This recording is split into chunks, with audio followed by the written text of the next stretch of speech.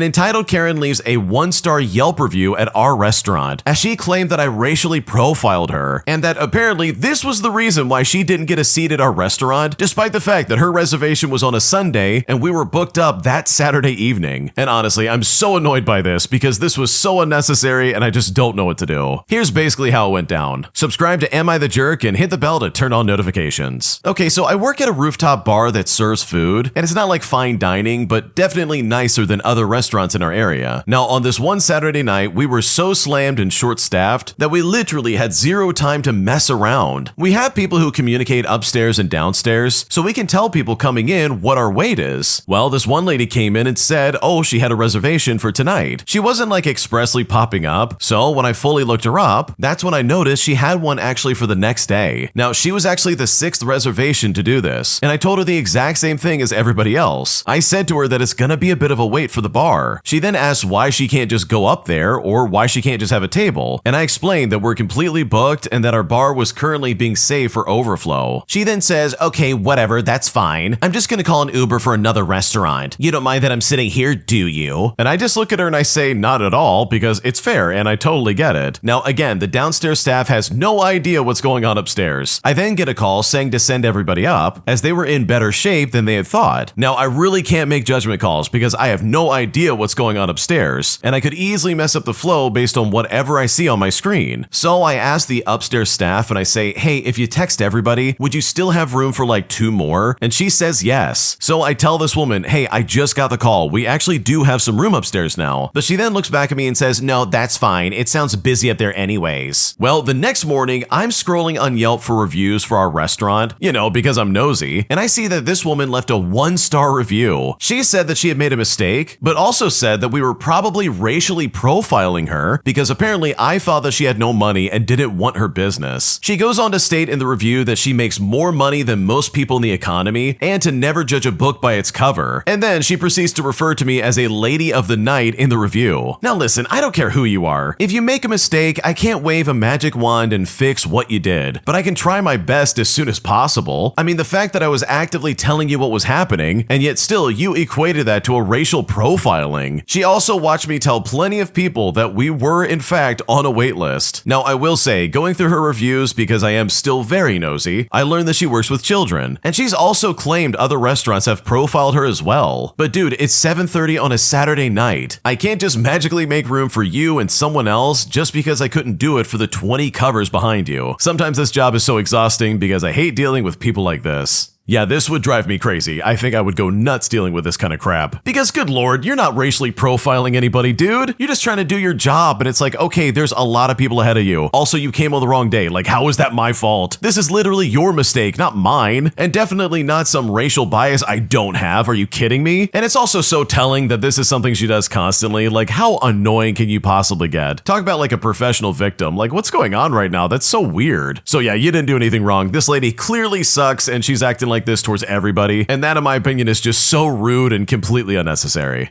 Subscribe to Am I the Jerk, and you too can also get a good night's sleep, surprisingly. I don't know about you, but I've seen a lot of comments like this from Fluttershy, where they're saying like, oh, I fall asleep to Am I the Jerk. Your voice is so soothing and nice. And honestly, first off, thank you so much. You are so awesome, Fluttershy. Thank you so much for saying that. But also that's kind of surprising because I didn't expect that, even though I probably should have. We put out longer videos for the channel, and we want people to have a really full and rich experience every single day. And so seeing people say stuff like, oh, I use this and this helps me get to sleep. It is so relaxing. That is awesome, and I really appreciate it. But also, I can't help but feel like a little mischievous where I'm like, what if I scream like halfway through the video? Just screamed as loud as I could. I'm never gonna do that because you guys would be like, I can't believe you, I hate you. You scared the living daylights out of me, I can't believe it. But I don't know, man, I might do it one day. I'm kidding, I would never do that to you guys. That is awesome. Thank you so much, Fluttershy. That really means a lot. If you want to submit your own stories, then please go to AmITheJerk.com/submit. That's your best place and chance to have your experiences like brought to life. I'm always checking those out. I'm always reading through those, and honestly, I would love to hear what you have to say. But without further delay, let's get back to the video and on to the next story. Would I be the jerk if I told the woman at my gym that she moans every time she runs? Because literally that's what's happening anytime she jumps on the treadmill for 40 minutes. And yes, it's just as awkward and weird as it sounds, and at this point I really just don't know what to do. Here's basically what's happening. Okay, so I'm a 22-year-old female and I've been working out at my current gym for almost 5 years, and I've been employed there for almost 2.5 years. I've moved in rank pretty quickly here, and I currently have a somewhat managerial position. Now, this woman in her late 50s or maybe early 60s has been working out here probably longer than I have, but only visits in the summertime with her husband. She is a very nice person and she's a committed gym goer, but she also runs on the treadmill for like 40 minutes and moans the entire time. And when I say that she moans, I promise I'm not being dramatic here. It legitimately sounds as sketchy as you think it is. I believe she has headphones in, but I'm not sure because she wears her hair down and has pretty long hair. I'm also not the only person who notices and who is bothered by it. I mean, I've had many people bring it up awkwardly, and even my boss has said something about it. But of course, no one wants to say anything because of how uncomfortable it is. But I legit can't take it anymore. The sound makes me physically uncomfortable, and I have to walk away from posts just to feel okay about this. We are also a small family-owned gym, so the rules are pretty basic and they aren't posted anywhere, but we definitely don't appreciate unnecessary noises like this. Now, I don't know what to do because my boss doesn't really seem to want to say anything, and obviously I don't either, but I'm at my breaking point. Hearing this sound makes me want to die, and I literally can't express that enough. So should I say something? And has anyone else ever experienced something similar? Because right now I don't know what to do. Okay, first off, this is hilarious. I think this is so funny because, dude, this must be so awkward for everybody. Seriously, here you are trying to do like deadlifts and like bench press or whatever, and you hear this lady moaning in the corner. Now, this is the part where I would imitate that, but holy crap, I think that'll get us taken down. There's no way I'm doing that because the way the original poster describes it is way spicier. We're talking like explicit, it sounds like something else, and I think you know what I'm saying, but I obviously can't say it, and that is really funny to me. So, bro, I think I would hate this. This would be so awful. But if we're looking at this logistically, there are really two routes you can take. The first route is you saying nothing and just going straight to your boss. Like, you really could do that. That is definitely a possibility here, and I think that is something that I would probably do, just because this is one of those like awkward scenarios where it's like, I mean, how do I approach this? Do I go up there and I say like, ma'am, are you okay? You're making moaning noises. Do I like, I don't know, pretend like she's in distress? Like, I don't know. A lot of people in the comment section are saying like, oh yeah, just be like, hey, you're making noises. Like, are you okay? You sound like you're in pain. Is something happening? Because sure, maybe there's a chance where she just doesn't know that she's making those noises. So you could take that route, but like the other route is probably just keep reporting it to your boss and saying like, hey, this is a problem. Looks like you need to step in and do something about it. Because ultimately, at the end of the day, this really is someone else's problem. From the sounds of it, you're like a manager at best. You're not even the person who runs this gym. And it's probably shift work manager where it's like, I'm one of many, maybe like 3 or 4. So I don't know, dude. I don't think I would be the guy to say something personally, just because it's like, if this person was like yelling at another customer or being rude to like one of my staff members, then sure, I'm gonna step in and be like, you gotta chill out. Like, that's when I would absolutely step up and be a leader and do what I need to do. But this is awkward. I mean, what do I do here? So personally, I would defer to my boss if I was in your shoes, because that seems like the only option at this point. Because honestly, this is gonna be sketchy pretty much no matter what, and I would happily kick that can down the road if it meant someone else has to do that. My dad is constantly showing up to my house unannounced, as he literally gives me no notice and then just stays for weeks at a time. But after dealing with this for so long, I really feel like I'm at my breaking point because I really just cannot handle this anymore and I just don't know what to do. Here's what's happening. Okay, so my entitled father has this like weird expectation that since I'm the eldest daughter, suddenly he's my burden to bear. Anytime he comes into town, he tells me at the very last minute and expects to stay with me. He doesn't ask me, by the way. He simply says, oh, I'll be home by this date, and he doesn't even say how long he's gonna stay either. And sometimes he has stayed for like over 3 weeks at a time. In his mind, he feels I should be joyful, but instead, I honestly feel incredibly burdened. When he comes into town, he will not clean up after himself, and he acts like he's in his 20s and stays out all night, coming back at like 3 o'clock in the morning. Mind you, he definitely doesn't have a key to my place, so that means I have to wake up and let him back in the house. He doesn't respect that I have to work and I need to rest. He comes in watching TV all day and all night. Usually, he's falling asleep sleep on the couch, and then he's sleeping until like 10 o'clock in the morning with like every single light on. He uses my toiletries and he eats my food, and he doesn't offer to replace groceries or chip in on like the utility cost. He washes his laundry every other day, and he actually expects me to cook for him by making comments that if I want a husband, I have to cook, and I gotta know how to take care of a household. Oh, and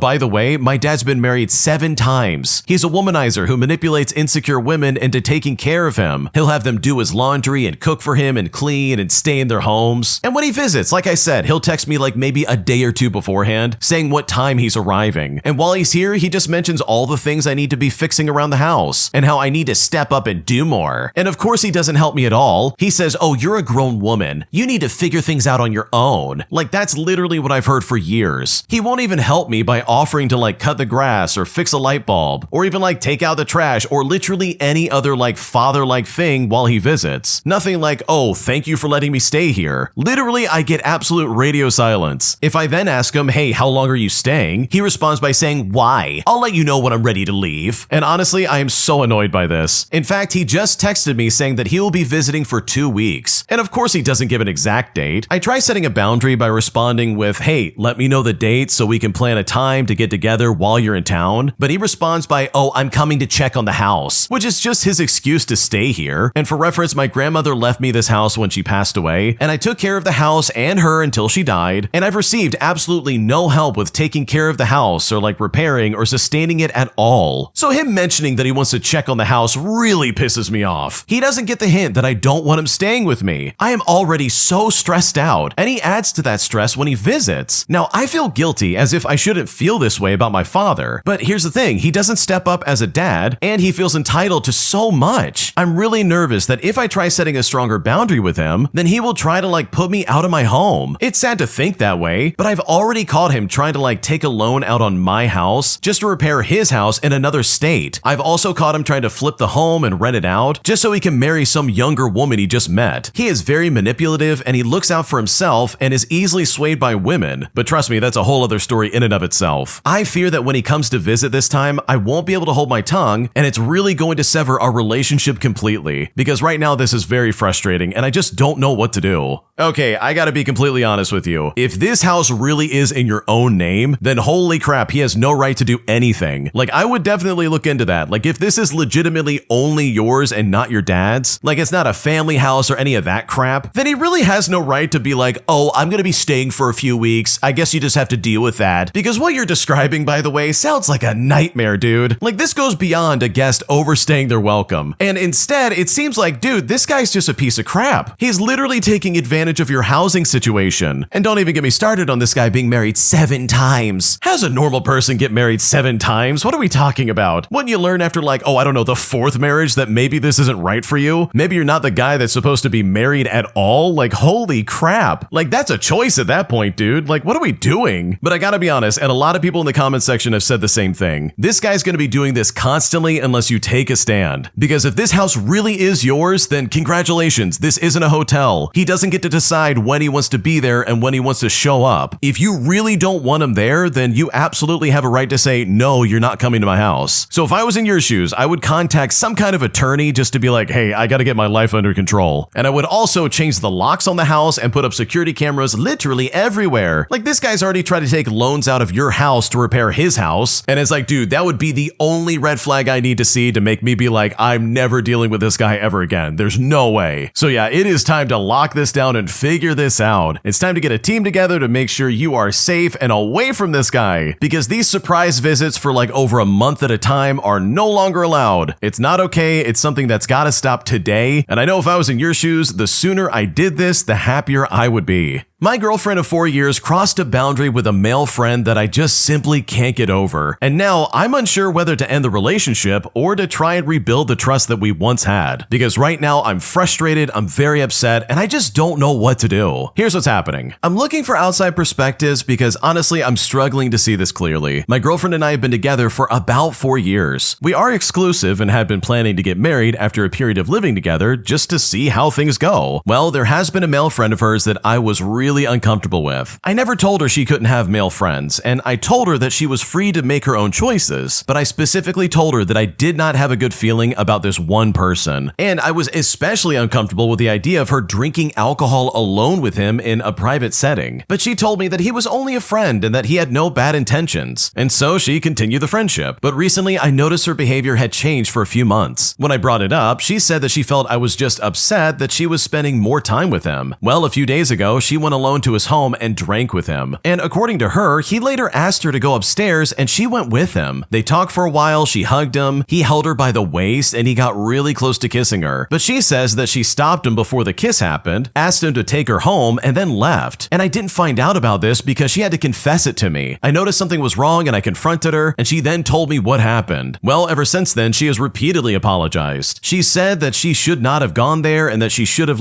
not drank with him, that she should have listened to my concerns, and that she should have told me immediately. Plus, she says that she understands that she damaged my trust. She says she has no feelings for him and that nothing like this happened before that night. She also contacted him afterwards and told him that what had happened should not have happened and that they crossed a line. However, when I told her I expected her to cut contact immediately, she said that she can't just do it abruptly and that it would happen gradually. Now, I really do believe that she genuinely loves me, and I also still love her, and that is what makes this such a difficult decision. At the same time, I feel deeply hurt because my biggest issue is not only what happened physically, but also that she allowed herself to get into that situation after I had already expressed my concerns. So I'm torn because I believe this was a serious mistake from someone who loves me, and I really should try to rebuild trust, or should I accept that the choices she made show a level of disregard for the relationship that I literally just can't move past? So honestly, how do you decide whether trust could be rebuilt? Is this something that can realistically be repaired, or is the relationship fundamentally changed? Because right now I don't know what to do. Okay, someone said it best and I love this and I'm absolutely stealing this, but they said, hey, here's a pro tip. It's not a boundary if you let them cross it and stay together.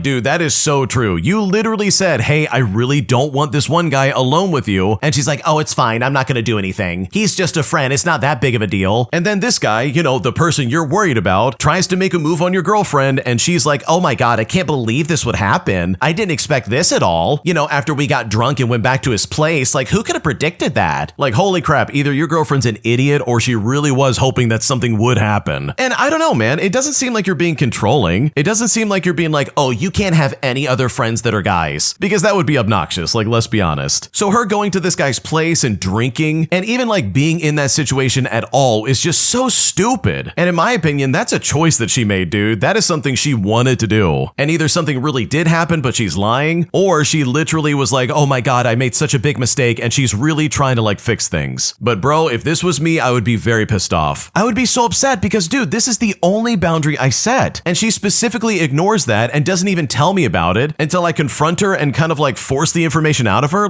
Are you kidding me right now? So no, this is inappropriate. This would be a deal breaker for me, and I would personally not be okay with this in the slightest. Today, my coworker flipped out over a simple table request from a customer that she was going to be serving. Because after these customers politely asked for a quieter spot and I gave it to them, the coworker who covered that section lost her mind, as she was furious that she had to take on this table, despite the fact that this really wasn't going to be that hard. And now I'm kind of left scratching my head wondering if I made a mistake here. I don't know if I crossed a line somewhere with my coworker or if I'm in the right for changing things over and giving her another customer to serve. Because right now I'm very confused, and at this point I just don't know what to do. Here's what's currently happening. Okay, so for a bit of context, I work as a hostess at a 5-star hotel. I started about 40 days ago, so I'm fairly new, and the coworker in this story, who I will call Aaron, is best friends with a server I've previously complained about, which for reference is someone who literally bullied me, but trust me, that's an entirely different situation. And if I'm being completely honest, I get the feeling that some of this behavior against me is a little purposeful. Anyways, yesterday, a family of 3, namely 2 parents and their little boy, came in.